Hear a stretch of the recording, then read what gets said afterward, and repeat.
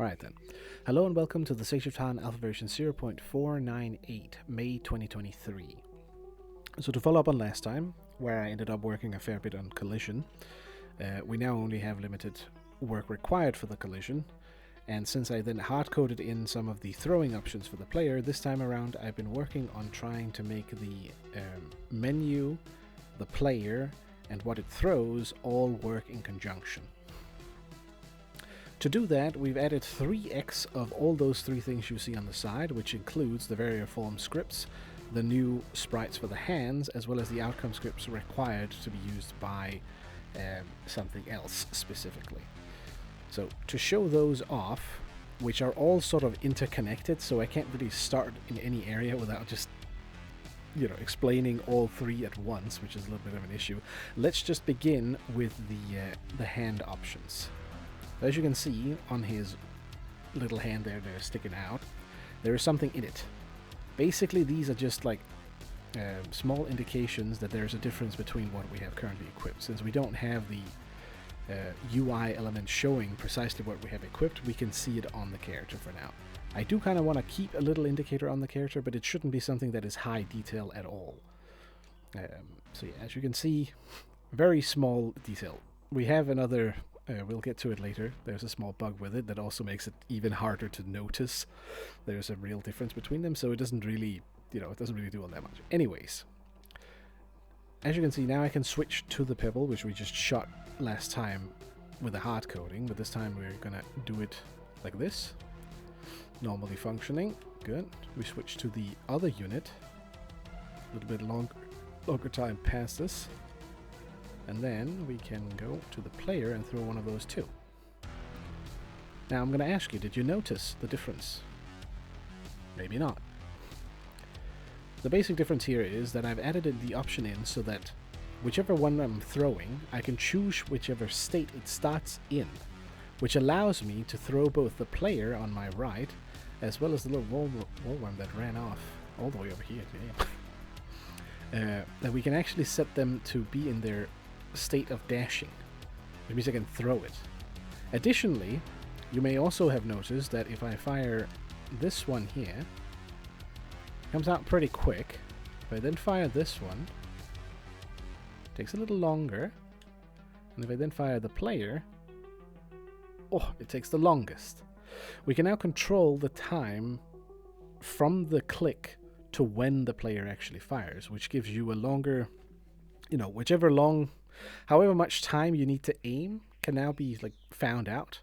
What's a good feeling amount, as well as making weapons that are either large and heavy, so they would obviously be thrown a little slower, or small and fast, that could have a faster throw time. Such as, for example, this one. Right now, this one would be fast and the player would be super slow because it's bigger. It's not related to the size, so we can just choose the direct time that the delay is put in, which is quite nice. And that's sort of the main additions this time around. All this sneaky stuff and connecting things up. I can't really explain one of them without explaining all the rest of the three, which is also why I've had a little bit of an issue making it, first of all. I went through 3 different ways of doing it before I settled on this one, which is essentially that first I thought of doing it with file systems and having it be locked, and then I figured out that would be a security risk, that you could just go into those files and mess around with them, which would be kind of annoying. So I didn't want to do the file system. Then I switched over to trying to do it with an object-based system, where I would just hide the information for each within an object, and then just use the object's create function as my storage for it. Kind of didn't like it because it would be very inefficient.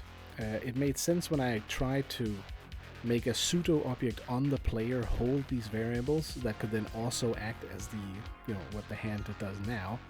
But knowing what I know about the draw functions in this game and how the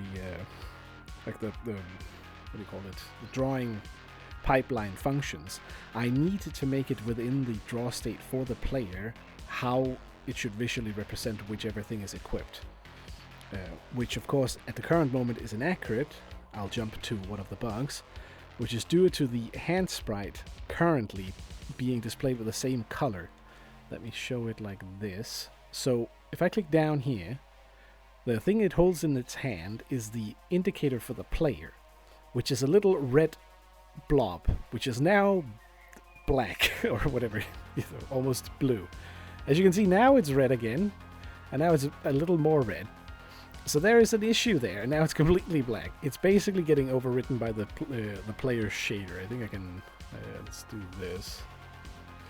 Go to debug controls, unit modification, color change, randomized player. So here you can see it. It's supposed to always maintain the same color, obviously, because we don't want this to be affected by the player's color change. So that's not really a big issue at all. It just means that I need to make a proper rewrite for the player's draw options, so that any additional items that I would want to be displayed on the player as cosmetics, as this basically is, because it doesn't really do anything by itself, basically needs to have an option to be there and be excluded from the shader that colors the rest of the player. So that would be something to work on further down the line. Let me go over some of the other adjustments. If we go back here, you will also notice that the menu name within this particular slot that we're on with the yellow color now, which is the left hand, or which is the right hand one, excuse me, now has the correct names for whichever unit is there. It did not have that before. We now have the option to set the name uniquely and have it be updated within the menu when you swap things around. I've also, as you'll notice, removed the other players, the green ones, ability to throw something. So now it's only the primary player. This was due to an issue I was running into, which I have then fixed already. So now you could sort of turn it on again, but I kind of like having it be a, be an option for now. I don't need it to multi-spawn super many players whenever I do it. It's a little more controllable, like it's just for testing, so I've left it like it. And then as the last thing, we'll jump up in the box here. I can get the other guy up there too, maybe. Let me switch to the player. This is a bug where essentially it's a very simple thing. I'm pretty sure I know what it is already. Now, as he's bouncing on me, right? Do you only see 2 legs? Pretty sure you did, right? If I do this. Why does he only have 2 legs? He's supposed to... Like, look at the black one. When I'm dashing upwards now, he has all the limbs. But then when he's colliding with the other ones, he only has 2. That's because he's using the wrong draw state. He's using the draw state for these guys, I'm pretty sure. Because they only have that whenever they jump. The small dudes. So I'm pretty sure it's just that. Not the biggest issue at the end of the day. And that is sort of the total thing for me. I've been fairly busy with other stuff. Family arrangements, all that kind of crap. So I've been a fair bit distracted. That's why I took a little bit longer here. A few extra days just in case. But yeah, that is the progress so far. Next up will obviously be to add in, since I have this functionality and I now have sort of the whole connection between the menu, the player, and the objects that it's supposed to use, as well as the variables for that objects that it needs before it shoots it, and all that sort of jazz. We can now implement the same system for the left hand one, the left hand 2, and the right hand 2, as all of those should basically function the same way. But as I just mentioned before, it would be nice to fix the draw states first, to give those and have some unique options in there to put some sprites in, instead of changing the hand sprite as I've been just cheesing it now, because as we can see with the bug that I mentioned, it's sort of that way of doing it doesn't really work. It's a nice easy way and cheap for show, but that is also about it. So yeah, anyways, thank you guys for joining in. That is about it for me. Oh, and by the way, it's very hot here, so do remember to drink water and stay in the shade.